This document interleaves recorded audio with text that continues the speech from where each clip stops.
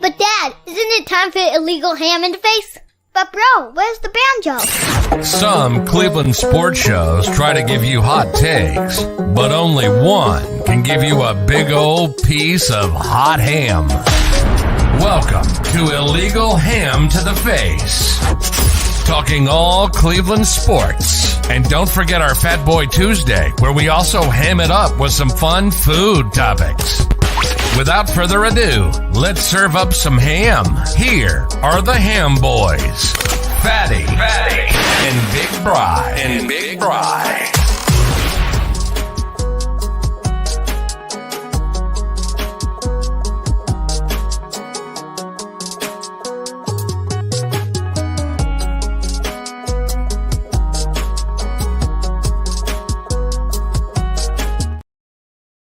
What is going on, everybody? Welcome on into Illegal Ham in the Face. I am that fat guy, Jared Fatty Bates, and I'm always here with Big Bri. What's going on, big fella? Hey, man, how you doing?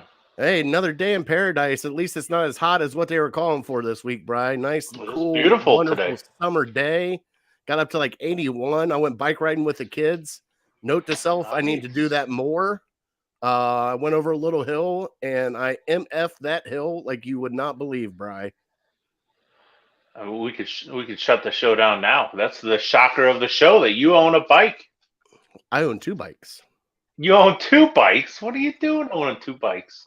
Now, how you got the thick tires? You don't got these thin tires, right? Obviously not riding it. That's what I'm doing. Obviously not riding that bike. All right. That's awesome. Is it a double bike, like double mint gum? No, I tried to get Hope to get that, and she said you'll dump me on shoot. purpose. I said, yeah, probably I would do that. That No, I cool. got it. Just Tony. It was Tony's old bike. He brought it over, and he doesn't ride it anymore. So I was like, all right. And the kids today, they got done with taekwondo. They're like, it's time for daily bike ride. I'm like, yay, let's do this. Found out that I haven't used muscles down there in a while, Bri. Like the quads were burning. Found out that the seat is very not comfortable anymore after sitting. Yeah, you need one like that wide. I mean, not just you, anybody. You got to get to one of those monsters. Saying I got a fat ass? Is that what you're saying? No, I mean, I'm just my bike riding experience. The seats are like the size of a slice of pizza, and that's just not going to cut it. The one that Tony has on his, and I got it's a little skinny seat, but it's got one of those little air tunnels in the front of it, so it shoots the cold air up in certain places that you need it. I've never heard anything like that. That's news to me. Yeah. All right. That must be some European stuff. Hey, cool. There's like dude, seriously, it's like a little hole right in the front of it, and it shoots air vent up into like where your shorts are to keep you kind of somewhat dry and not chafing and everything else. Yeah. What do we got going on the show today? Oh, there's Harold. Harold's here. Shut the show down. Harold's here. By the way, the show is brought to you by Hkeehl and Lake Erie APA. Fall leagues are starting this week. We have players that need homes, and we also have teams that need form. Please get a hold of Hkeehl or us here at Legal Ham to the Face. Get a hold of Hkeehl on Facebook at Lake Erie APA. We're going to have some fun here coming up. I can't wait for that. Everybody is in here because later on during the show, we are going to do our fantasy draft order. Now, Bri, we have done we always done like little twists and turns with this fantasy draft. We did a vampire draft. We've done a super flex draft. We've done a knockout, which that was fun. All right. Yep. Now this one is going to be a little bit of a kink in this one too. Our draft will be on the 30th at 8 p.m. Right, Bri? 29th. What is that, a Wednesday? 29th is our live show. Wednesday's the 30th. So okay, so 30th. I was going to see if maybe we could move it up to 7:30, maybe. 7:30? We can do I got one at 8. It's our draft. I got one at 8:30, so we can do ours at 7. You want to do ours at 7? If everyone's cool with it, 7 would be better for me. But 7, maybe 7:30 if people have an issue and reach out to us. So all right. Now you got everybody's email, right? You'll be I do, yeah. Joe Bear was the only one. Hopefully everyone is signed up but I haven't entered in Joe Bear's, so got to do that. But when I reactivated the league, it should have sent out information and notifications that, hey, it's going again, sign back up, which I don't even think they need to sign back up. They just need to log back in, and you should be good to go. So I'll double check on that, though. All right, so far we have Fatty, Big Bri, Joe Bear, Chris, the brother from another mother. We got Big Boy Phillips. Craig Foster is here. Lauren is back in this, Bri. Justin Masters from Kentucky. We got Nick Wallace, Mark Rhoda, Big Man, and Harold Kheel himself as our 12. And boys, guess what we're doing this year? No defense. No kicker. Gone. We are doing what I like to call the 2x2. We're doing 2 running backs, 2 wide receivers. Brian, are we going to do 2 tight ends or no? 2 tight ends. Yep, 2 tight ends, 2 flexes. All right. 1 quarterback. This year's 1 quarterback, though. 1 quarterback. So not a super flex. So not a super flex, but you have to play either running back or a wide receiver or tight end in that spot. And like I said, no defensive kickers anymore. Them. Yep. Probably because we don't have a kicker. Oh, boy. It's going to be a long season. Yes, it is. All right. We won't get into that here. Chris is all excited. Justin said he could do 7. Craig said he could do 7. Chris, can you do 7?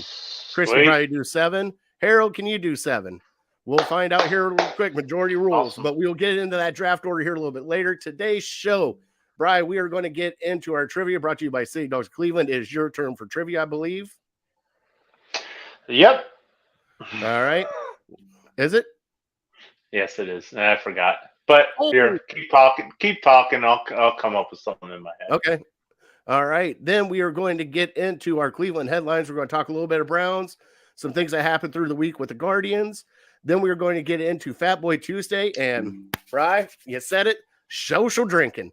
We're going to see what we got for social drinks coming up here. I'll figure it out. But he said, yeah, he could do that. All right. So here we go. Chris is in for 7. And then also we're going to do, finally, Bri, we've talked about it. We're going to get excited about it. We're going to do our top 3 unpopular takes. 1 for each Cleveland team. 1 for the Browns, 1 for the Guardians, and 1 for the Cavs. All right. So keep your hats and knickers on because Brian and I are probably going to blow your minds with our unpopular takes that people are probably going to get pissed off at us about, especially me, because you're going to love mine. All right. Yeah, it's going to be a sobering segment. Yes, Craig, we will get into that here when we hit Cleveland headlines because he's not the only one that did it. Brian, do you got any shout outs this week? My wife just reminded me. Let me shout out my niece who celebrated her birthday last week. So shout out to Adeline. Unfortunately, we were unable to make it because the birthday party was in Chicago this weekend, and we had some other things going on. But thankfully, my mom made it. So shout out, happy birthday to my niece Adeline. I want to say 10, 9, 10, something like that. And then also my nephew Luke had his first flag football game this weekend. So I got some videos of him playing some lockdown man-on-man coverage. And if I had to guess, I'd say he'd be like a cover linebacker. Although he's going to be pretty tall, so he could switch to defensive end and rush the passer. So stay tuned for that update. All right. The only shout outs I got this week is I got to shout out City Dogs. They will be at I think it's the Brew Garden in Strongsville. Is that what it is, Brian? They're going to be there from 4 to 8 tomorrow. And they're going to have some adoptable. I think they're going to have like 4 or 5 dogs with them there that are going to be adoptable. Also, Brian, next week, buddy, next Tuesday, we're going to be at Gino's getting that Italian grill on, baby. Get some good food. And also cannot forget this, our big one coming up. October 22nd. There it is. Pre-game show and viewing party at Melt Bar and Grill in Independence. All of it is benefiting City Dogs of Cleveland. They're doing a dine to donate. We are going to be also taking donations. We are also going to have a show with Always Positive. Jay is going to be on the show with us and a few other people that are going to be in the lineup to join us throughout the day. So please come out and hang out and have a good time with us there. Shout out to my sister who drove 9 hours a couple weeks ago to help with my spinal tap. Dude, that is, hey, my sister wouldn't do that for me, Justin. That's definitely a hell of a shout out for that one. My sister would just let me rot in there. She'd be like, "You're fine. Stay there." All right. I guess I'll do that. Very cool. All right, Bri. Well, it is that time of the show for us to get into our trivia, Bri. Are you ready for our trivia? You talk about the dog. Let me go get it, and I'll be right back. All right. So we'll get into the trivia. Let me bring up our sounder because we do have a cute dog for us today.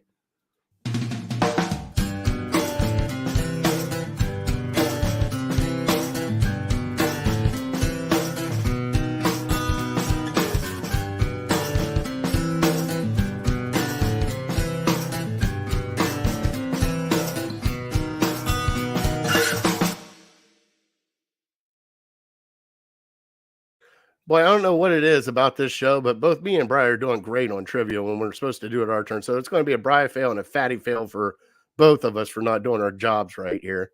But our here, let me get this in here. Let's go that way because he's frozen. All right, so our dog of the week this week, and do not forget, City Dogs of Cleveland is $21 donations all the way through the end of August. So please help them clear out the shelters. We've had so many of our dogs adopted there. Last one that was adopted was a long tenure one that was on our show. Shanti finally got adopted. So thank you for adopting Shanti. But today we have Rizzo. And Rizzo is a beautiful female puppy who has impressed us. And she is bright, friendly, and emerged as a rock star. She handles crowds with poise and polite sweetness. She loves making a lot of new friends. She has been a gentle and appropriate with people of all ages. She knows how to sit, take treats gently, and has pretty good leash manners. While hanging out, she likes to stretch out and do her signature sploot, which I believe I have the... Do I have the sploot picture? There's the sploot. She does the sploot picture. So there's her sploot. She is estimated to be around 1.5 years old and weigh 42 pounds. Please go adopt this beautiful dog, Rizzo, from City Dogs of Cleveland, and let them know that Illegal Ham sent you. So I know that these dogs just keep killing us, Justin. Like, these dogs are amazing that they keep showing us. So I can't thank Beth from City Dogs for sponsoring our show. And like I said, please come out on the 22nd. Anybody and everybody that wants to come out. There's going to be drink specials. There's probably going to be some food specials. City Dogs of Cleveland will be there along with us. Always Positive Jay will be there. Peter from Voice of the Land podcast will be there. I believe we're going to have a few more. So Bri is back in now, and here he is with that trivia. Did you see our dog of the week, Bri? I did not. No. Let me bring up the sploot. Where's the sploot at? There's the sploot. Our dog's name is Rizzo, Bri.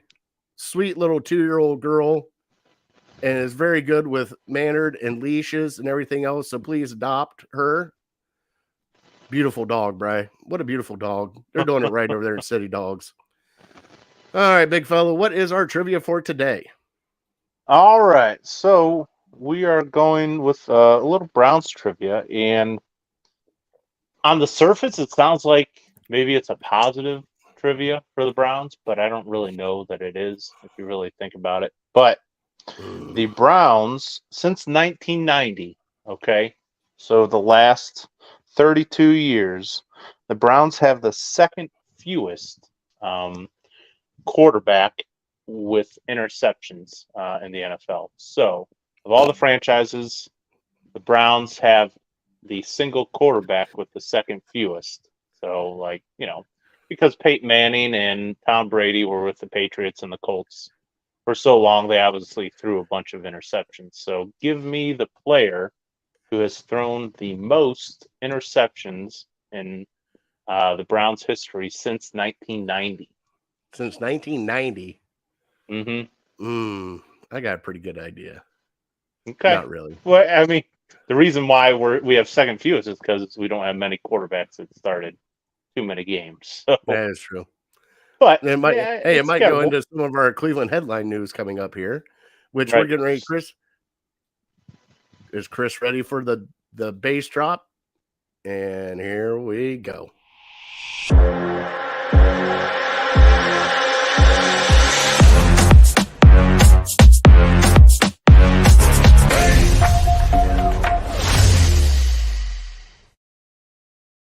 Bri, are you having problems with your dongle again? Yeah, we'll figure it out. All right. You want me to play with your dongle? No, thanks. All right. Well, we'll get on to the show It then. sucks because it starts out fine, and then halfway through you just go to crap. I'm sorry, buddy. What Well, can you do? let's get into our Cleveland headlines. As Craig alluded to earlier, Myles Garrett and a few others have restructured their contracts. David Njoku, Myles Garrett, and Joel Bitonio have all restructured their contracts to make Cleveland now from the lowest to the highest salary cap at like $34 million. They say it's for restructuring for later on because they're definitely going to get hard with the cap here later on through. But they did a little restructuring, moving around some money to free up some money. Nobody's really expecting anything out of this. Thought like maybe a big trade would happen or something of that nature, but I don't think they'll do anything like that. Maybe just to free up some money in case somebody hits the waiver wire or something like that they're going to pick up here in a little bit. Bri, also, our boy, well, my boy, not your boy, Baker Mayfield, has been named a starter down at Tampa Bay. He will be starting down there, so congratulations to him. Hopefully he can get his head off his ass and do something down there. All right, and then the other one, which is a really hard one for me because I remember watching him play and how good he was, Bri. Manny Ramirez was inducted into the Guardian Hall of Fame over the weekend.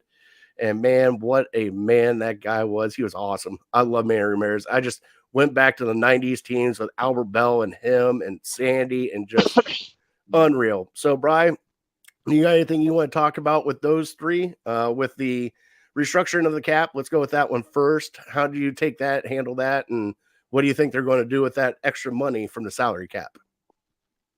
Yeah, I think it's like you said. I think it's more about next year because as we're going to find out, and if you played the new Madden game yet, you find out pretty quickly once you enter in the franchise mode that you don't have a whole lot of salary cap space. In fact, I think you're over in that game, and that's pretty realistic.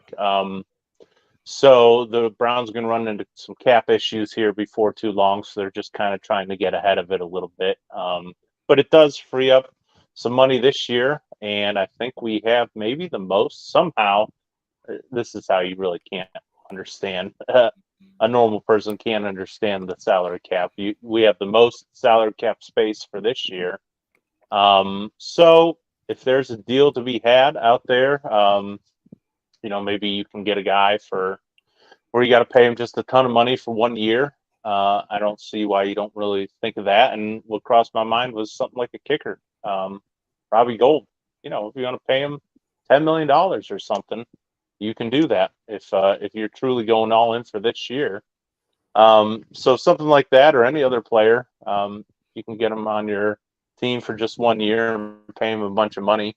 That would be something that this move, making Myles Garrett move some money around, kind of points to, hey, if we wanted to, we could go out and get somebody if we had to, but it's more about next year and into the future. Yeah, and I think so too. I think they're just trying to put some money back just in case something happens, or if they want to try to re-sign somebody like, I don't know, Nick Chubb, to a longer contract. I don't know, just go ahead and sign him. Had to get that off my chest there a little bit, Brian. That was a little right. Yeah, you bring up a good point. I wonder if there's a way you could re-sign Nick Chubb and just front load the heck out of his deal and pay him like $25 million this year, because you'll still be under the cap, and then maybe you pay him $6 million the next couple of years or something. And Harold, I believe you're right. We are, I believe, the highest paid offense with Mari Cooper's contract, and then our offensive line that we put a shit ton of money into. David Njoku's top 5. Well, David Njoku's top 5. You got Conklin, who they just re-signed. You got Bitonio, who was getting top dollar. So was Wyatt Teller was top getting 5. Yep. So yeah, we're definitely up there. So we'll see what happens. Did you know about Manny getting inducted into the Guards Hall of Fame, Brian? I had heard about it. And they're advertising the Manny bobblehead giveaway, and so that was cool. I don't know. When I think about Manny in his time, I don't really necessarily think of him as an Indian, even being in Cleveland. He did kind of most of his damage with the Red Sox, but he was kind of a young up and comer in Cleveland, and certainly we loved him here. I know, friends, my cousin, who still say Manny's their favorite Indian of all time. So, so yeah, certainly he has a special place in our heart. And it's almost like, if the rules were different in baseball, if there was a salary cap, we could have kept him for most of his career here. And he could have been, honestly, like the LeBron of baseball. He could have really done some great things for this organization, but just the way the business is run, the way the sport is, that really wasn't in the cards. So, but we thank him for his contribution to those '90s teams, and maybe I'll talk about them a little bit later. But yeah, it was gracious of him to come back to Cleveland, where it all started. I think it always will hold a special place in his heart. But the other thing that kind of came to my attention is, man, somebody's got to tell him about his hair situation. It's just it's not great. I mean, how do you go into public like that? Just give it up already, man. Just shave it bald. Come to cue ball. Nope. Bri. Those troops are retreating in a hurry, and you just have, like, I don't know what to call it, skullet, I guess. Bri, there's two things we don't touch on this show. One, politics. Two, another man's hairstyle. All right. Let's keep it clean. If he wants religion too. If he wants to keep it a little ponytail and look like he did, that's completely up to him. All right. That's all I'll say about it. That's it. And I've said my piece. I think it's more an issue of the people around him than him. If he doesn't have the self-awareness for it, somebody around him's got to. While he's sleeping, cut it off, is what you're saying? No, I mean, just like, hey, you got a great run. It was a great hairstyle for many years, and that just can't happen anymore. All right, Brian, what do you think about Baker being named starting quarterback? Not my quarterback, not my problem. I mean, they're going to be going through it.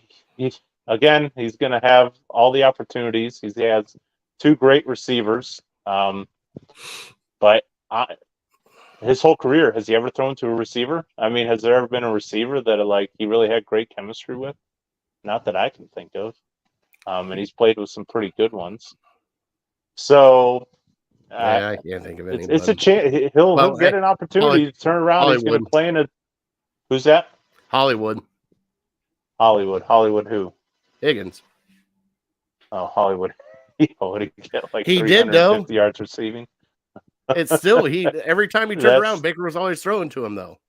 I don't think that's a great connection. I mean, it's a good for a late round pick, I guess. Wow, but, he's never had a 1,000-yard receiver. What's probably Jarvis? The NFL. I see how this. I would say Jarvis would be probably the guy who he hooked up the most with, and I don't think he ever had 1,000 yards. So again, he's got great weapons around him. But for whatever, maybe it was the Browns system. I don't know. But certainly Carolina, he didn't have much chemistry with DJ Moore. So we'll get into that. Good for him. He's got more next Tuesday.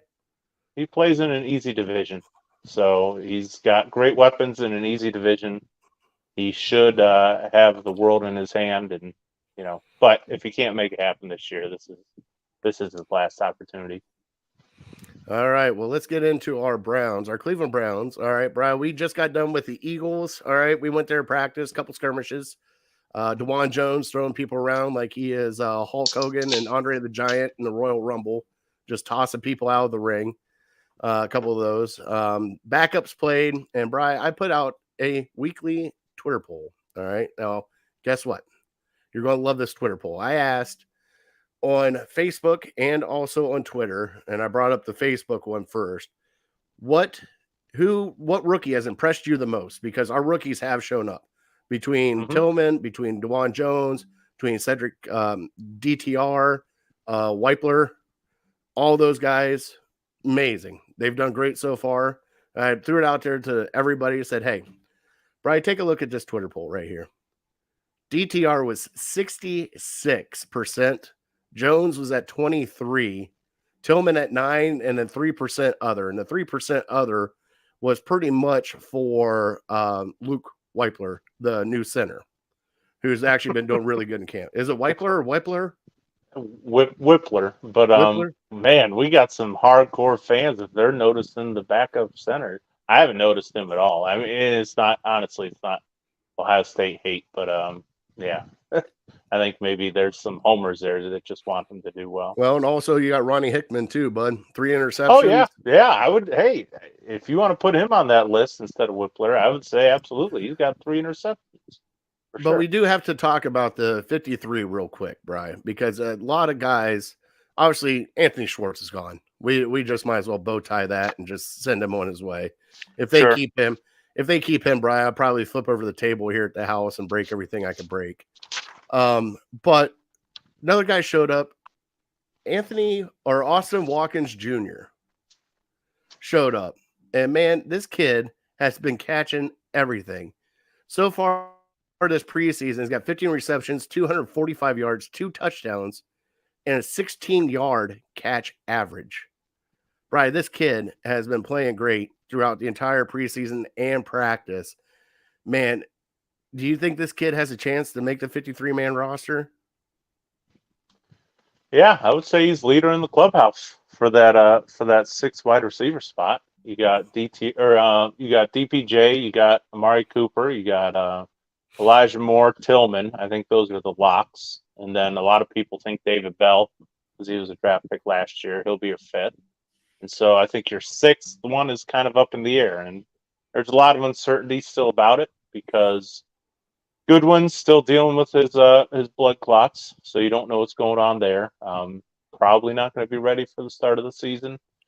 But then Jakeem Grant, who they really made a point to target and go get last year, and he was hurt all year, and he can certainly make an impact in the return game. So, but he's been hurt, I think, or on and off, hasn't practiced much this year.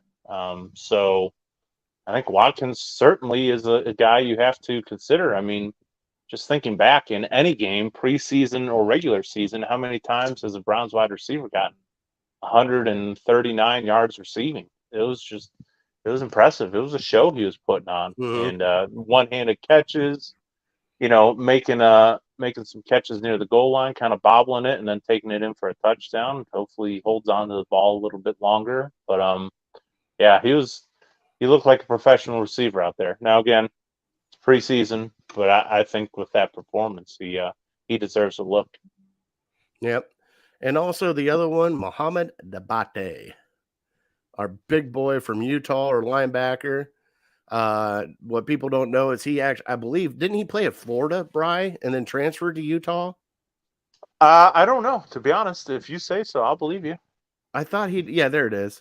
He was on the Florida team and then transferred over. Florida's second leading tackler, joining Utah. So he went to Utah to help out. And I'll tell you what, that Utah defense last year was nuts, Bri. That's probably one of the best defenses in college football, and leading from him. And that kid was everywhere during the Eagles game. Do you think this kid has a chance to make a 53? And especially even if it's a special teamer or just a backup linebacker. I mean, when you see why I'm bringing this up, Bri, is you see these people and you normally look at them like, it's just kind of a flash in the pan because they're playing second teamers and third teamers and blah, blah, blah. But man, you see some guys that spark on the field, and like normally we don't see it because we've had to trash teams for how long. And now we're starting to see certain guys kind of like just spark, and it's like, who is that guy? Like, I'm excited about this kid. And, for being 6'4", 225, he's a bigger kid. He's a little slender, but he's fast. But man, he can lay the stick on somebody. Did you see that safety that he did, just shooting a gap and laying that guy out?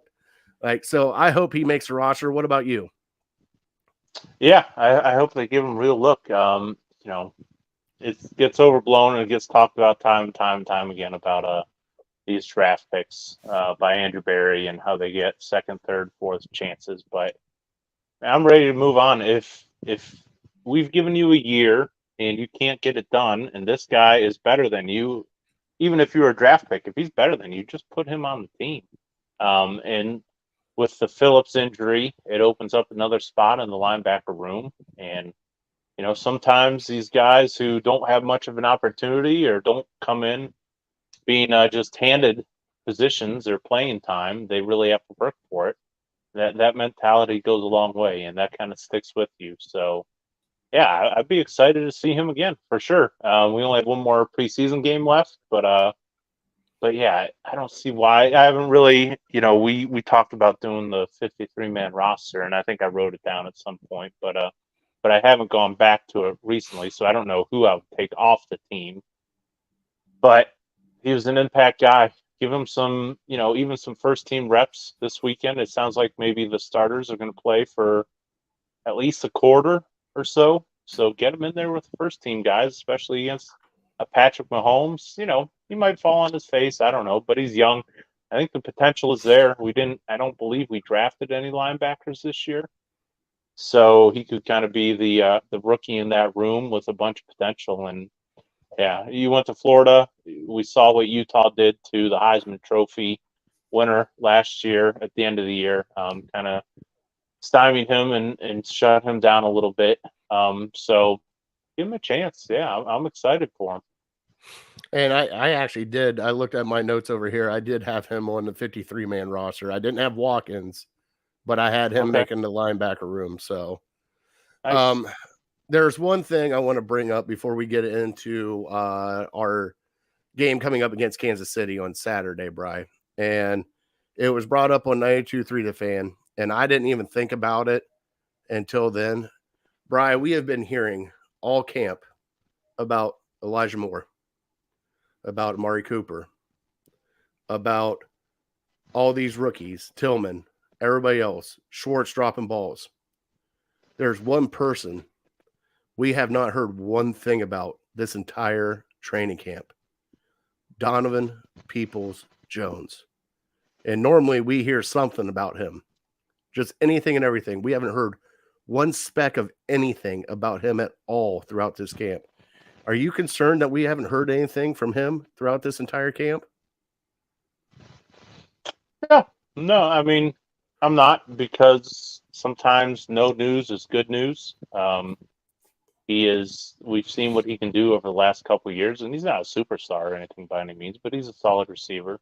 So there's not people saying, well, he's really struggling or this and that. It's just kind of, he's the unsexy position. He's your number 2 receiver. And some people might think he's your number 3 receiver. With Elijah Moore coming in, he's the new guy. He's a flashy guy. He's a sexy guy. And he's the guy you might hand up to in the backfield. They're kind of moving him all over the field, so you can get excited about that. And Tillman's the new guy. He's a big body guy. We've seen him make a couple plays. DPJ, I mean, he hasn't had an opportunity to play much. Whether that be, I guess the good thing is we haven't heard anything about injuries. So has he played yet this preseason? Do we know? I thought I saw him there in the Eagles game for like the very first series for that first run play that they did. Okay.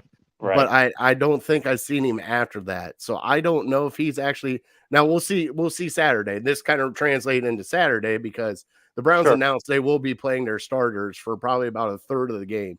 They're talking about 25 snaps for the entire offense. No, that's not the entire start. There's going to be people sitting out. I expect don't see Nick Chubb. I doubt you'll see Nick Chubb. No, we don't need to. Myles Garrett, have a seat. Myles Garrett, Amari Cooper, you probably won't see. Yeah, right. Depending on how Elijah Moore's ribs are, probably won't see Elijah Moore, but you will see the starting offensive line. You will see, because Deshaun Watson will be out there. They already said he's coming out. So he will be out there. So Denzel Ward, you probably won't see. So there's going to be a handful of people that will be sitting out that preseason game. But I'm happy to see the starters. And the one thing I want to see out of this preseason game of anything else that happens, Bri, I just want to see him throw the ball downfield, Bri. I'm tired of the screen passes. I'm tired of the dink and dunce. I want to see Deshaun Watson unleashed with this offense and just let him start throwing. I mean, it's the last preseason game.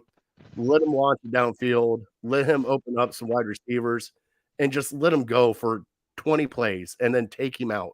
I just want to see it because every time I've seen him, it's been like a little 5-yard out. Woohoo! Yeah, I can throw a 5-yard out too. I don't think you're going to get what you want, to be honest, because These offensive guys, these head coaches, they're paranoid that they don't want to put anything on tape. They don't want to show anything at all. If they think it can succeed in the regular season, they're not going to put it on tape for the preseason. Also, with these 5-step drops, that's more time for your quarterback to get hit. So I want to see it too. Believe me, like I told you before the show, I'm chomping at the bit for some real meaningful football. But yeah, I don't think we're going to see much. I just hope that A, nobody gets hurt, and B, he can complete some passes, and we won't be panicking next Monday. Yeah, we're going to be panicking, but we're going to be panicking about somebody else. Somebody that obviously can't make don't foreshadow that. Right down the middle. Hey, give you one shot at it, wide right. Give you another shot at it, wide left. Not good. Not good for Cade York. Not good, Bri. I know. And I don't know what your thinking is, but I'm at the point where I told you last week, send him out. Hey, guess what? We got a first and 10 on their 40. Send his ass out there. I'm the same way. Get him comfortable. He's got to find some, like I said, sports psychiatrist. We hired this new special teams coordinator. Prove your worth. Get through to your kicker. Get him a new routine or whatever it's going to take. Bubba, get him. Bubba. Come on, Bubba, get him. Yeah, get him right. And, get him a new routine, whatever you have to do to get him comfortable, because he's clearly, he kind of made it happen this past week. 3 for 3, had a couple of, or at least one extra point that was kind of a little shaky. Usually I'm not the guy that says, well, he barely made it. So no, he made it. But in this case, yeah, you can be a little apprehensive when it comes to our kicking situation, because it's not good. And I'm to the point now where he's probably going to cost you a game, unless he just changes everything, comes out with his brand new confidence, and it's all in his head. We know, it's clear as day that he has the talent. Especially when you tweet at halftime, Bri. You tweet at halftime. That wasn't. I don't believe that was that. That's he can't be that dumb. Honestly, are you kidding if you're me? A professional, he can't be that dumb. Bashing him for not making a field goal when he goes out and makes a couple in the first half, and you don't think that he's not going to get on Twitter and tweet about it? I don't think he's that dumb. If you want to do it after the game or something. Pictures of it, Bri. No, but you can't prove that he was the one that posted it. Well, it's probably somebody from his team, but man. Right. And so maybe somebody on his team is that stupid. But everyone that talks about him still says he has all the confidence in the world. To me, it's probably fake confidence. But if he's delusional or something and he wants to have that fake confidence, I'm all here for it. But I think he's going. It's just inevitable he's going to cost us a game. And I don't mean like kicking a 61-yarder to win the game and he misses it. He'll miss a kick here or the kick there, or he'll have a 40-yarder again to win the game, and he'll just be all in his head. And it's not a great makeup. So honestly, the conclusion I've come to is I still believe in him. I'm still in his corner. Carry 2 kickers. Man, it sounds crazy, and everyone's going to tell me I'm probably stupid because nobody ever does that in the NFL. But if you truly believe in him and you want to wait for him to get himself ready, you see colleges do it all the time. They have their normal kicker, but then they have their kicker from long range. So if we go out and let's say we get a Mason Crosby or Robbie Gould, those guys are good 50 and in. But what happens when you got to kick a 57-yarder or a 60-yarder or something like that? Now you got your long-distance kicker. You bring in Cade York, and it's kind of a hope and a prayer. But just thinking about it logically, who's going to mean more to this team and to your future? Cade York or, let's say, who's the backup linebacker? I'm going to butcher his name. Kanashik? Or Taki. You can even say Taki.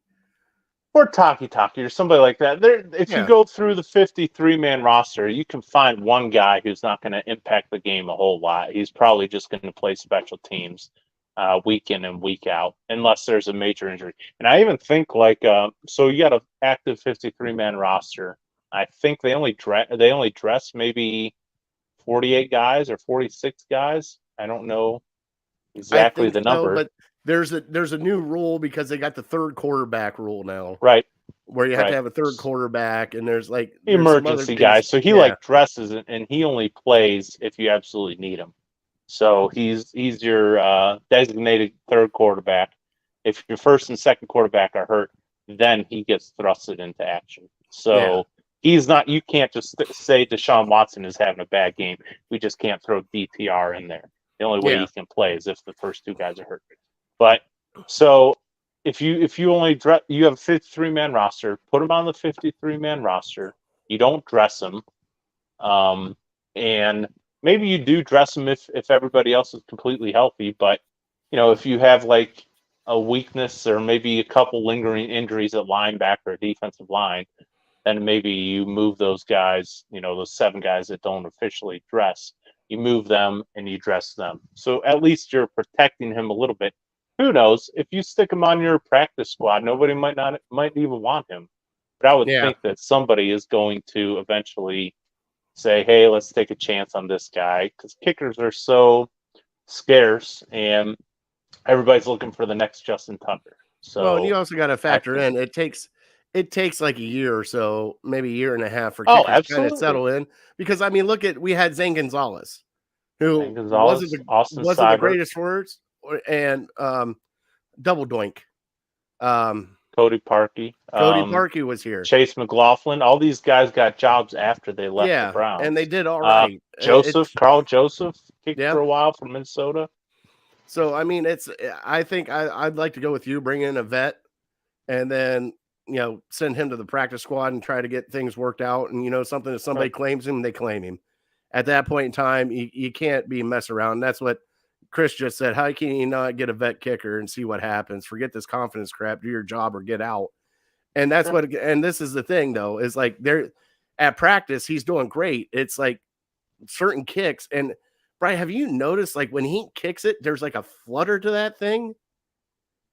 Like, it starts out and it does like a little knuckleball, and then it starts to like fade off somewhere. He's just, he has zero confidence. And the ones he makes, it's kind of like, we play golf, when you're on the tee box and you have no confidence in your driver, once in a while you get a nice swing and it kind of goes straight.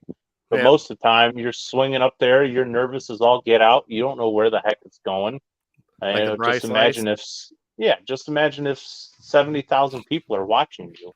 You're going to get in your head, and you're going to lose all focus of your mechanics that you practice in, at Berea.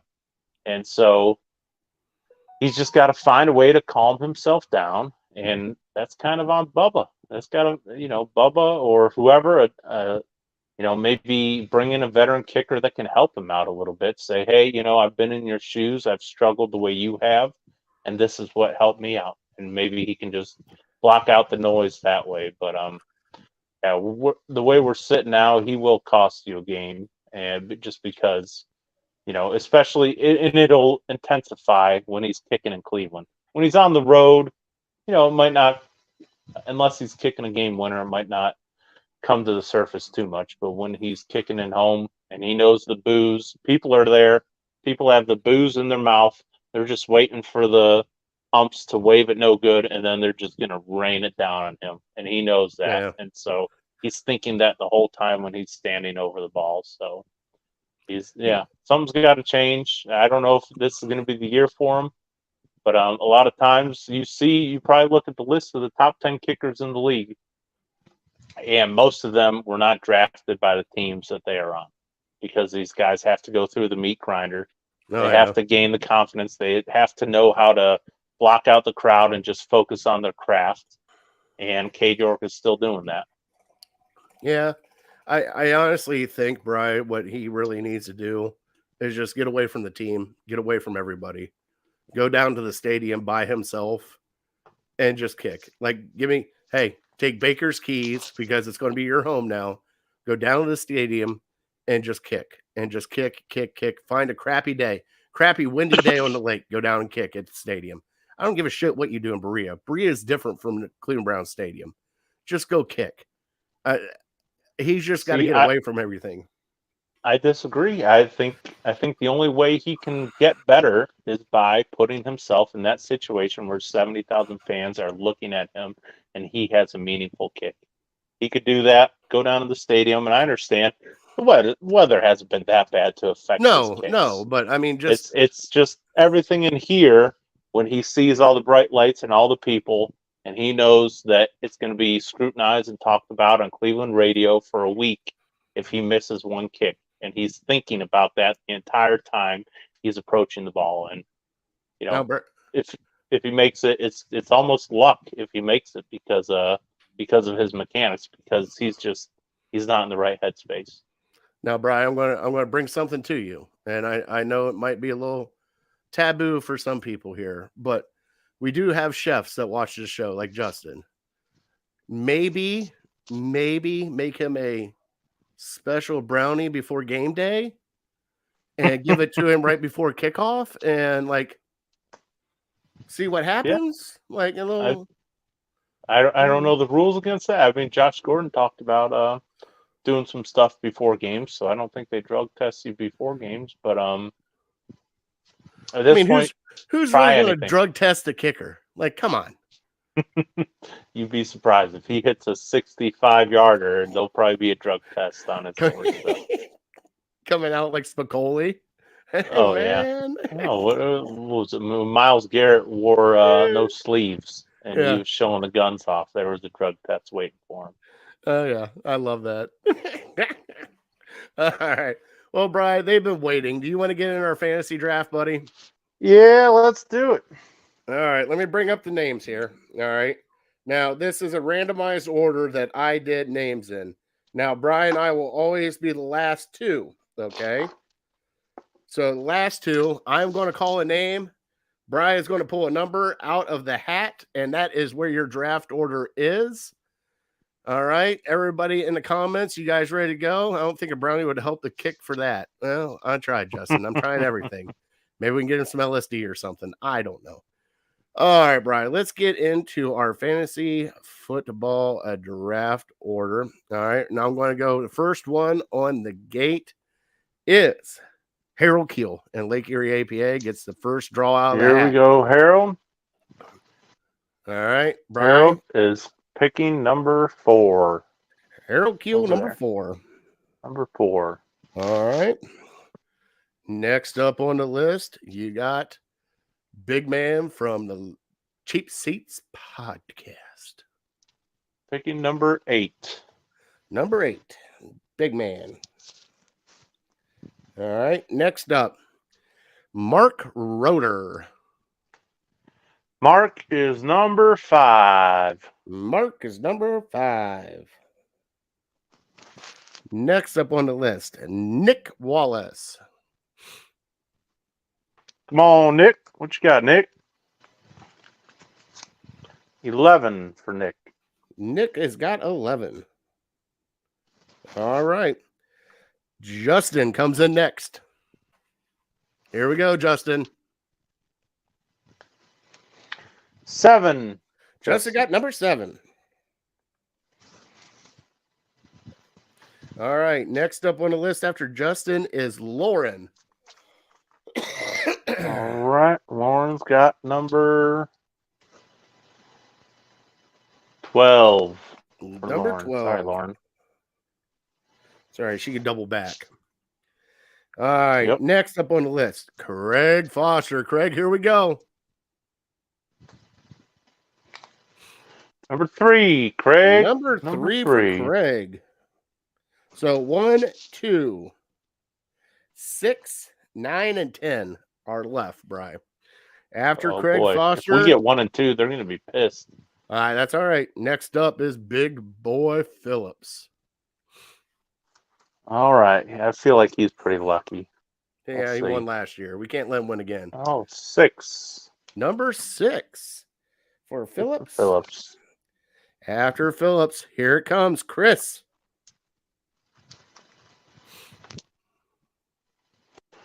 Sorry about that. Chris is our number one pick.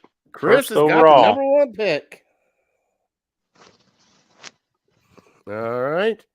After Chris is Joe Bear. All right. What do you say, Joe? Joe's go. Pick 2. So I'll put him back in there. You got number 2? No, I got 2 pieces of paper on that one. There's 10 for Joe Bear. Now this is going to be, hey, Bri, it's me and you now. Okay. All right, you want to go first, or you want me to go first? Well, I'll pick one, and you tell me if you want it. Here we go. I got one in my hands. You tell me if you want it, or you want me to have it. I'll let you have it. I got it. All right. You got it. Oh, you should have taken it. Number 2. Ah! So what does that leave you with? 2. Fatty got number You got 10. 9? 9. Number 9? All right. Gentlemen, our draft will be on the 30th at 7 o'clock is what we have decided. Can't wait to see you. The draft order is Chris, Bri, Craig, Harold, Mark, Phillips, Justin, Big Man, Fatty, Joe Bear, Nick, and Lauren. Causing up 12. It will be a snake draft. And boys, let's have some fun this year. It will be a PPR, right, Bri? PPR, correct. Yes, sir. So, Chris said he is picking Cade York number 1. Oh, that's my boy. I like that's what I would do. I picked him last year in probably 3 leagues. Looked good after week 1. I think 4 for 4 with a 58-yarder. That sounds about Killing right. It. Yeah, all right, Bri, let's get into our Fatboy. Oh, by the way, we are playing the Chiefs. We're playing Patrick Mahomes. Their starters are playing too, Bri. It's a 1 o'clock. It's going to be like 110 degrees in Kansas City. I'm not looking forward to that. What are you doing Saturday for the game? I don't know. The game's at 1. Yeah. So I don't know. No There's plans a as of now. Beautiful Buffalo Wild Wings, brand new, sitting here right beside my house. If you wanna, that's right. I've been past that. You know, if you I forgot to shout out. We went to a new place in Brunswick called Niners Diner. I don't know if you ever heard of it. I think they've advertised on the radio. Good stuff. It could be maybe a live show in the future. Well, you better get a hold of them. Help me out here. It's off of 42. It's in Brunswick. It's right on the Brunswick-Strongsville border. Okay. So Medina Cuyahoga border. Big place. Really nice. Good food. Oh man. We got a little bit of everything. It was glorious for me. You know me. I like the appetizers. I like the variety. Yeah, we got a little bit of everything. Ladyfinger was happy, wasn't it? And we had the nice thing about it was we had leftovers for the next day. So a little bit of this, 2 meals, a little bit of that, a little bit of that, a little bit of that. The only thing I didn't have was the fried pickles. Oh, I love fried pickles. Now, did they serve them with ranch or like a zesty? What they serve? I think it was a ranch. So what they did with their sampler, their appetizer sampler, was they had this giant pretzel, soft pretzel, and they filled each quadrant with something different. So like one quadrant was cheese curds, one was the fried pickles, and one was loaded French fries. Oh, that sounds amazing. Along with the wife got a barbecue, like brisket and pork and mac and cheese and what else was on there? Oh, something eloped. Have you ever heard of elope? I'm sure I'm saying it wrong. I don't know what you're talking about. It's like street corn, I guess. Oh, okay. It's like street corn, but they cut it off the cob, so wasn't bad. We're going to try it then, Bri. I'm telling you, sorry about that diatribe. Anybody wants to come out with us next week? We will be at Gino's Italian place, Italian grill, more than Italian. They got a great bar, great grill. We're going to be there. Also joining us on the show for a little bit. Pops will be there. Big Matt will be joining us on the show for a little bit, talking Browns with us, Bri. We'll dive into the 53-man roster. Also talk about, by the way, I forgot to mention this in the Cleveland headlines. College football starts on Saturday, Bri. That's what I should have done. I told you I have a college football trivia, And I was going to save it till the season. That's what I should have done. Well, I guess we'll have to wait for the next 2 weeks, I guess. Ooh, that sounds good for dinner too. Just had some jalapeno poppers and fried mac and cheese for dinner. Yep. Yep. That's what it was missing. That's Yep. what that sampler was missing. I'd have been all on board. Hey, give me a second. You do a filibuster. All right. What you got? You got to go to the head now. It'll be 5 seconds. All right, I'll take it over here. As we get ready to get into our Fatboy Tuesday with social drinks, one of the great guys that has been on our show, Casey, we love him. He'll be on our show through Brown season, giving us little updates about Browns, what's going on behind the scenes, things of that nature. But he brought out with social drinks, and I'm just going to play the brand right here before Bri gets back because it is Fatboy. And now it's time for Fatboy Tuesday.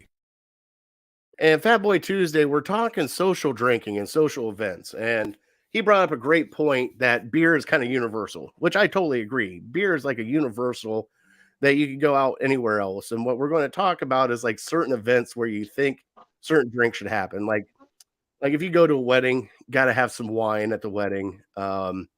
Wine, champagne, that kind of stuff. If you're going out for like a happy hour, let me add Bri back in here.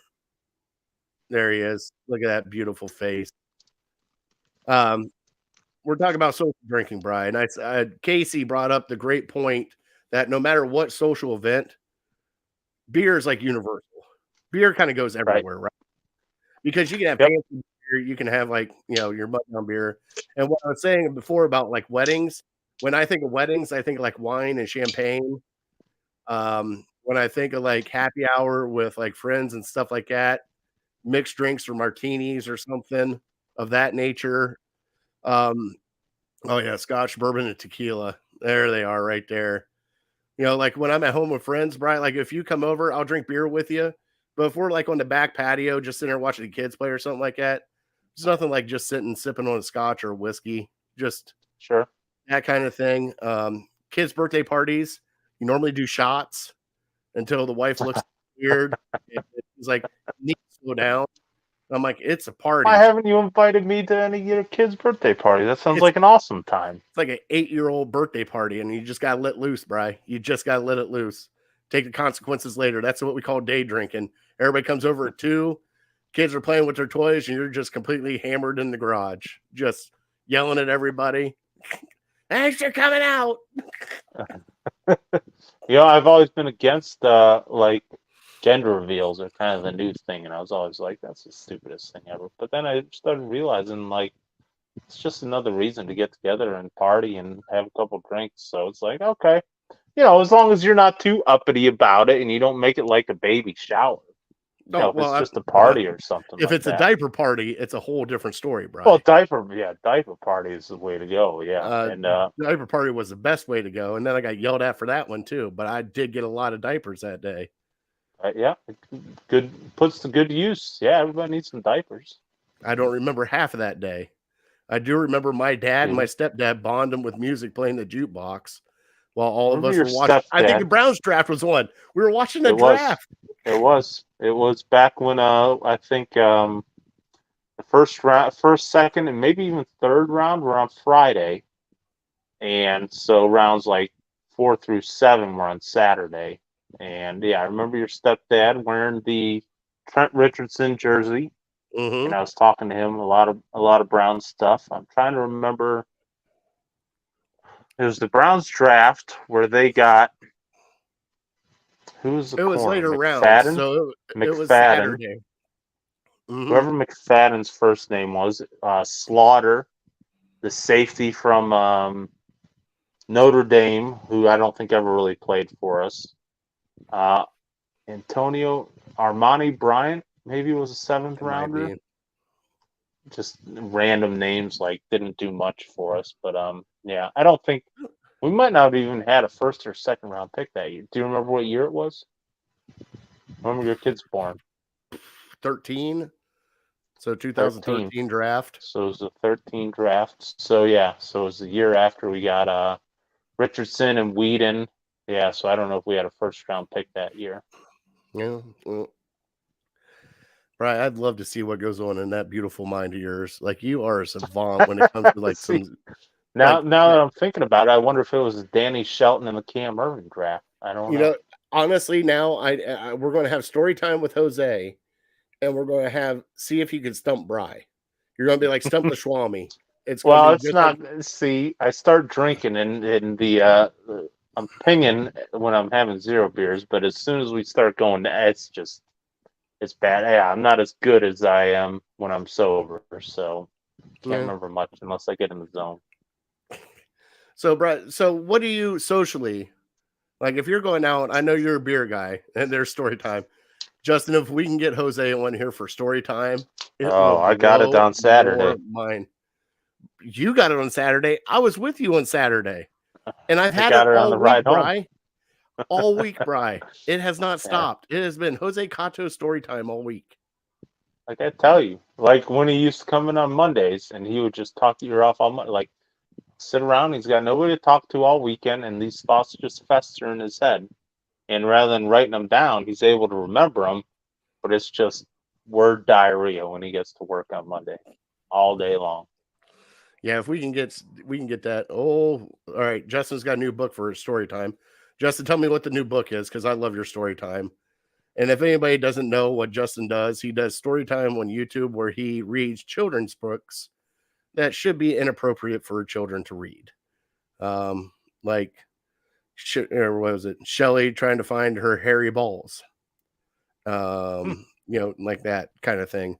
Peter tries to find the tip. So just, that kind of stuff. YouTube it.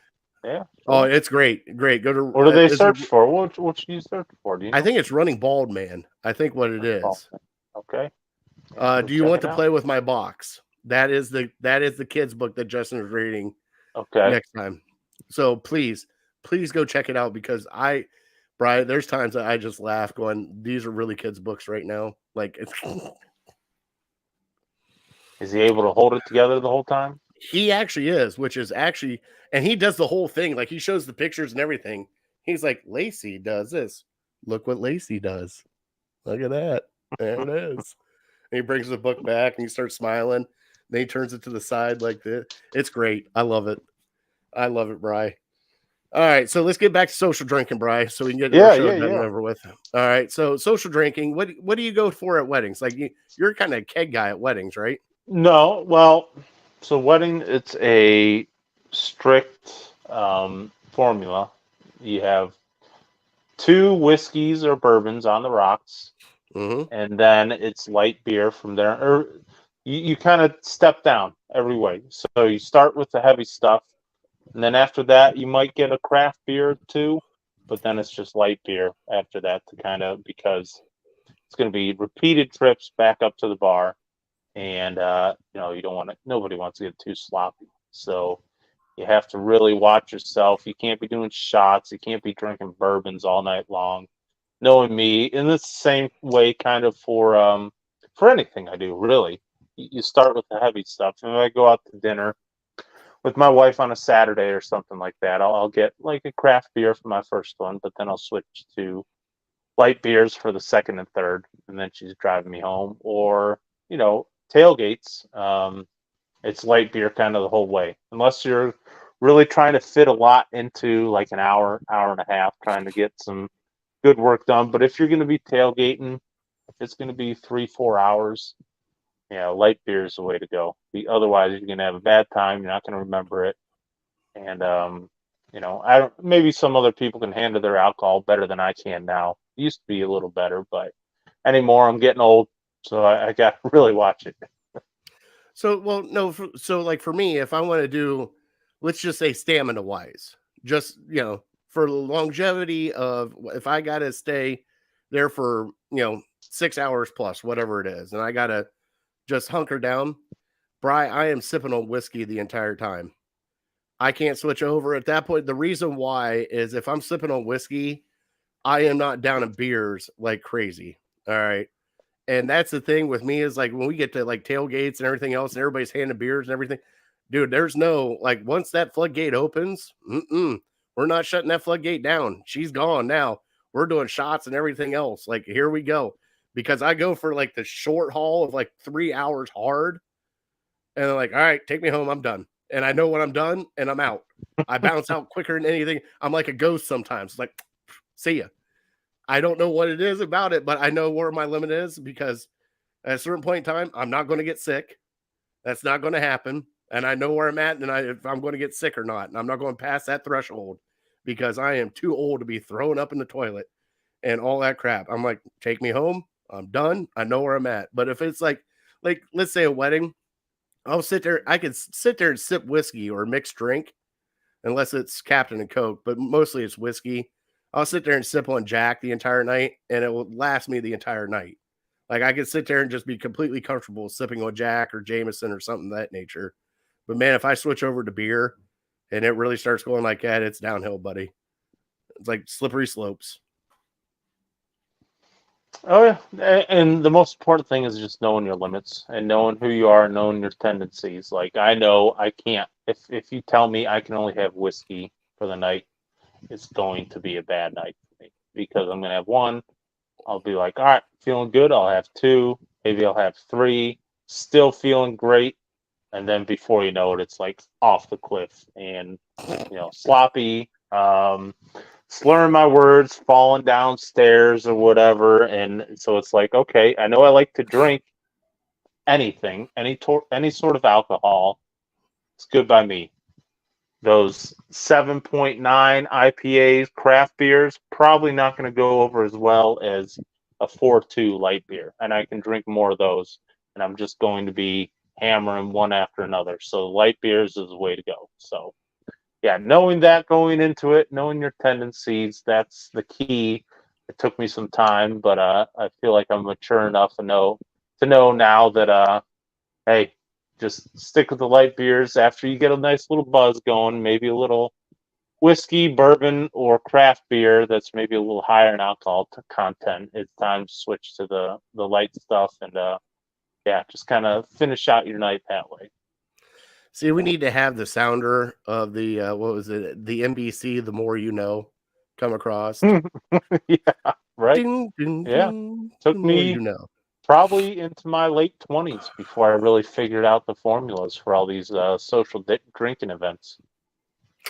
All right, Brian, let's finish off the trivia. Do you got any more you want to talk about drinking? Or are you good? No, that's all. That's what I got. All right, so let's get our trivia out of the way. You said a quarterback. Let me bring up Rizzo though, because that is a beautiful looking dog that needs adopted. Please adopt this dog from City Dogs Cleveland right there. Look at that face. How can you say no to that face, Bri? I don't know how people do it. All right, that's why I can't go back to any more dog shelters because I'm going to have like a commune house and just nothing but dogs. So I forgot to tell you, we went to City Dogs on Saturday. Did you donate everything? Yeah. It's on the west side. It's over kind of by Edgewater. And you have to, if you're thinking about adopting one of these dogs, you have to go online, I believe, and maybe pick a time or fill out an application, and figure out a time to where you can meet them there. They will bring the dog out to you, and you can play around with them. And it was a beautiful facility, really, and they added an outdoor play area out back, and so really cool. And the kennel's filling up, so the quicker you can get there, the better. All right, Bri, let's do the trivia. All right, so quarterback from 1990 who has had the most interceptions. Since 1990, who has had the most. What quarterback has had the most interceptions for your Cleveland Browns since 90? I got two in mind. All right. Okay. First one, Vinny Testaverde. Okay. Is that a yes or a no? That's a no.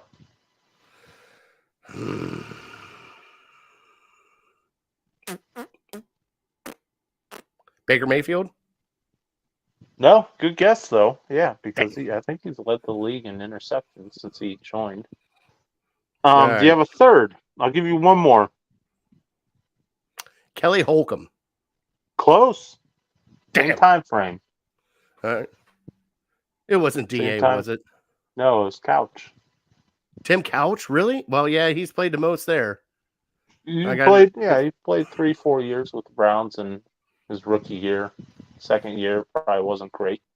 But yeah, so that was the second fewest since 1990 for the only team that had fewer interceptions for one guy was Kirk Cousins for Washington. So Wow. doesn't necessarily tell you a whole lot about no, but it basically just tells you that they haven't had a quarterback for very long. So yeah, something to hang our hat on though, I guess. Well, Bri, you about to get unpopular? You ready? I suppose.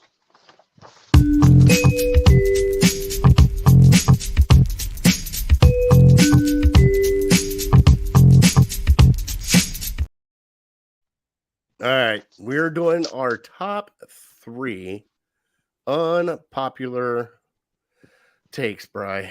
And yep, unpopular takes. There we go. We're doing one for the Browns, one for the Cavs, and one for the Guardians. All right, Brian, I'm going to let you choose the first one, and then we will move on from there. Okay, pick a team. Well, we've been talking Browns all day, so let's talk Browns. All right, do you want to go first, or do you want me to go first? You go first. I'll let you go first. Sure. All right.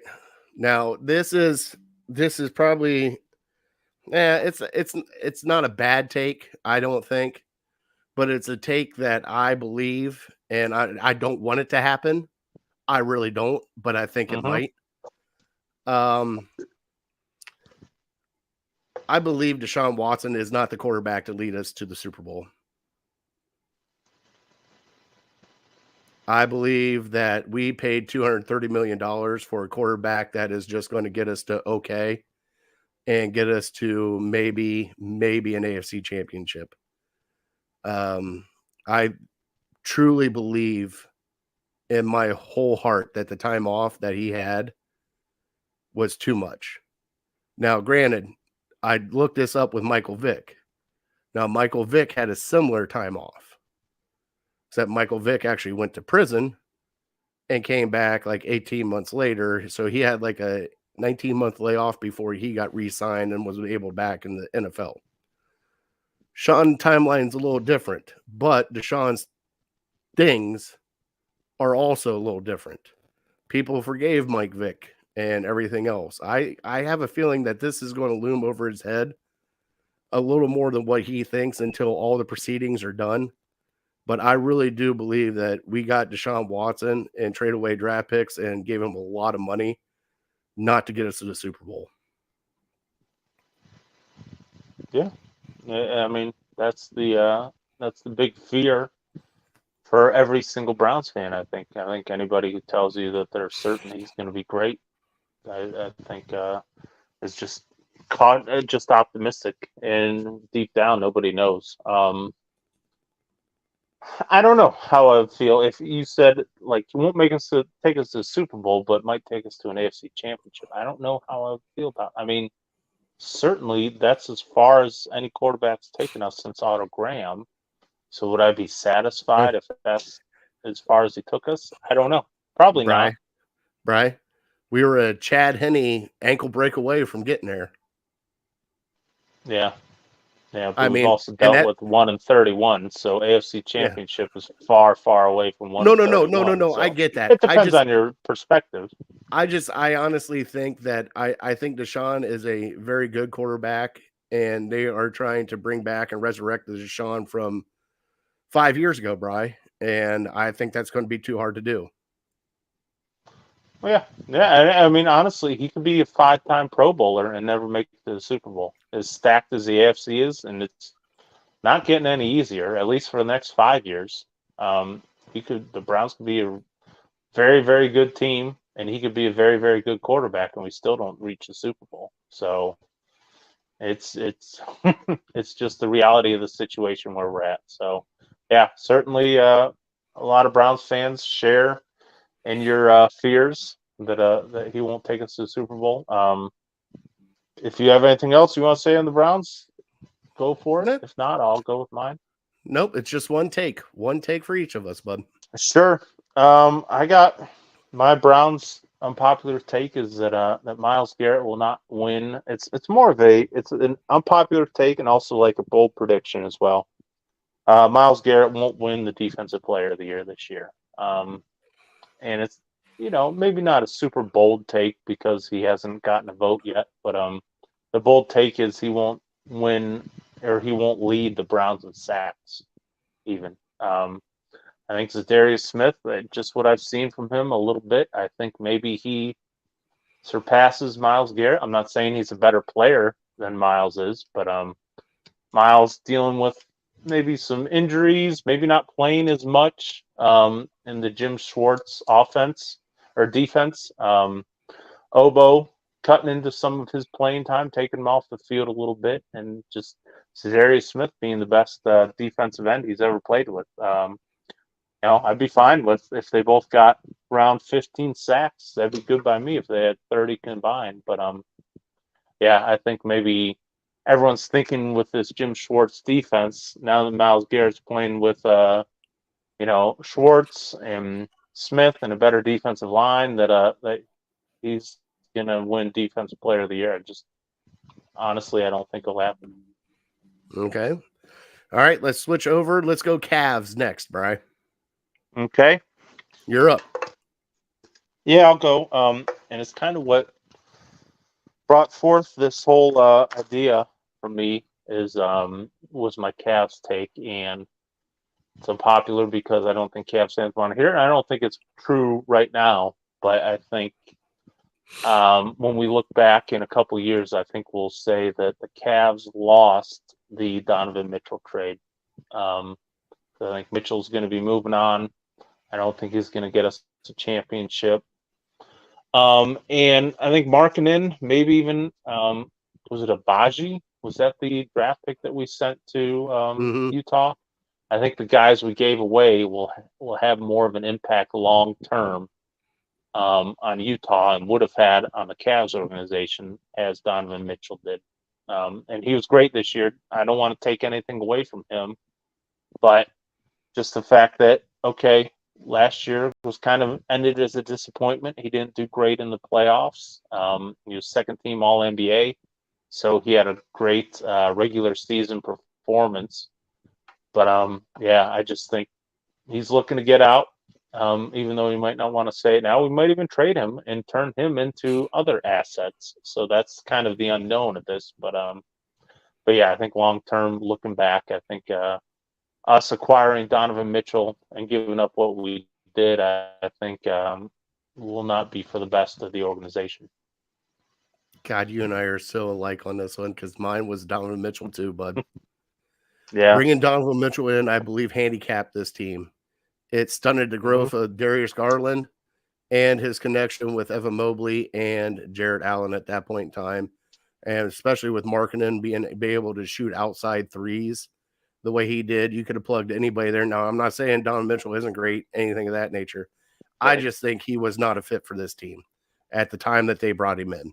And I still don't think he's a fit, Bri, because I think he is he's young enough that it's about me. And last year, it was team-oriented. It wasn't singled out. They were playing, they were passing, they were moving the ball around. The team got stale with him being in the lineup because he started taking over the ball responsibilities instead of Darius Garland. And also, I believe Darius Garland, if Donovan Mitchell moves on, which he shouldn't be here, I believe Darius Garland would probably be a better state than where he is at now. I think he would be a superstar. I think he'd be an all-star if Donovan Mitchell was on this team. Sure. Yeah, we think alike there. And I'm not saying it's a sure thing by any means, but just kind of where I'm leaning right now with the way that it looks like his impending free agency, he might be out of here. So if you're going to be here a couple of years and you don't bring us a championship and then you say, peace, I'm out, what was it all for? Exactly. And what you gave up for it. Right. All right, Brian. Go ahead. Go with your tribe one. All right, we're going with I think we'll be different on this one. Mine is one of our favorite players, Bri. I think is just okay. And it's Jose Ramirez. I think Jose Ramirez, if he was on any other team, would be just another guy. He would be a good ball player. I'm not saying possibly great ball player, but since he plays on the Cleveland Guardians, he is our best ball player. And him only hitting this year 16 home runs, 66 RBIs. That's all he's got so far, Bri. Kind of think that here in Cleveland, we overrate Jose Ramirez. We put him on a pedestal because he is the top of the mountain of the ship mountain. And it goes downhill after that because look what happened when people left here. Med Rosario, balling it out in LA. Fucking Josh Bell in Miami hit more home runs in Miami in 2 weeks than he did here in Cleveland. Is that right? Jeez. Like it's unreal. It's unreal, Brian. And I think what it is, I think that's exactly what it is we hold, and I'm glad he signed he's a gold glover. He's a silver slugger. I'm not saying he's not a great ball player, but for Cleveland, I think we hold him too high. And we need to hamper his expectations too, because he's not the guy. He's not Mike Trout. All right. He's not Shohei Ohtani. He's not Paul Goldschmidt. He's not any of these big bombers. He's not taking over this team to make it his own team. I think we overrate Jose Ramirez. Yeah, certainly that's going to be an unpopular opinion because we love him so much. But yeah, what you said is justified, I think. My take is it's a bad one, and it's maybe even a little morbid. But my take is the best Guardians/Indians teams that we will see in our lifetime was in the mid-90s. I don't think we'll ever see a team better than that. And it's hard to say that because hopefully we have decades left to live, but it's maybe more of a beef with Major League Baseball, and you knew that I'm going to be the guy, and everyone just kind of looks past it, and I'll bring it up time and time and time again. It's a flawed sport. It's a very flawed sport. How you have teams playing in the same league that don't play on the same level, same playing field, don't have a level playing field is beyond me. It's just you have a handful of teams that are playing a different sport and I know the Yankees are finally having a below 500 season after 25 years of whatever it is. Don't sell me that crap. We can't compete. Maybe one year we can have Oh God, I love it. Everything falls into place, and we catch lightning in a bottle, and maybe we compete, and maybe we make it far in the playoffs or something like that. But as far as a sustained 2, 3, 5 year window, I think unfortunately the best we've seen of that organization happened 25, almost 30 years ago. Oh man. Yeah. No, I get it. I mean, I get it. That our whole life we have ahead of us, but now if they make a salary cap and they enforce it to make every team kind of level, then obviously things will change. But right now it's sad. It's almost an embarrassment, and for the diehard baseball fans out there, I feel bad for you because it's like going to watch a frog in a race with a bunch of deer or something like that, and you're rooting for the frog every year, and it's like, yeah, I guess if everything goes your way, you might have a chance, but these other teams have such an advantage on you. It's not fair, and it's an embarrassment to call it a professional sport. All right, let's get in. Justin said his unpopular take for the Browns was moving the Browns to Baltimore was the best idea ever. I'm going to need more to that. He said Cavs, well, flop was the best cat ever. Guards, the name change was a great idea. Oh, so these are all very sarcastic. Oh, yeah. Casey chimed in, Globetrotters versus the Generals. That's pretty much what it is. That's what Guardians baseball is. Sure. Yeah, I basically. get it. Yeah, we have a chance. I mean, But yeah, we can't compete year in and year out with Boston and New York and, LA. All right. Well, Bri, let's shut down the show. Like I said, next week, guys, you'll catch us live at Gino's Italian Grill and Bar in Strongsville. We will be out there checking out the food, checking out the place, talking some Browns from their last week from the Kansas City game. So come out and join us if you want to. If not, just check it out and see what kind of great place Gino's is. We'll have Big Matt or Pops on with us for a little bit, talking Browns with us because he wanted to talk some Browns with us, talk a little Kansas City. And then other than that, our big one, Bri, and I'll keep putting it out there for City Dogs for Cleveland right there. Our pregame show and viewing party right there, 11:30 a.m. to 4 p.m. on October 22nd, Browns versus Colts. Come out and join us at Melt Bar and Grilled in Independence. There will be drink specials. There will be food specials. There will be benefit dine to donate for City Dogs. Also, we will be taking donations. We'll have a plethora of people there hoping to pack that place for City Dogs and raise a whole bunch of money for them. So please come out, help us raise a shit ton of money for City Dogs. That's what it's for. On that note, Bri, we're here at the end of our show. What a great show it was today. I had so much fun, especially doing the unpopular takes and then, doing the fantasy draft tonight. I got the list for you right here, buddy. I'll screenshot it and send it over to you so you get everything set up. On that note, Bri, God bless them. Yep. God bless you. God bless America. All right. I am that fat guy. We want to thank our troops and first responders for everything you guys do. Thank you guys so much. If it wasn't for you, we wouldn't be able to do this show. And Bri, like I always say at the end of every show, we're definitely uncorked, unloading. We're out. We'll see you guys next week live at Gino's. Have a good night.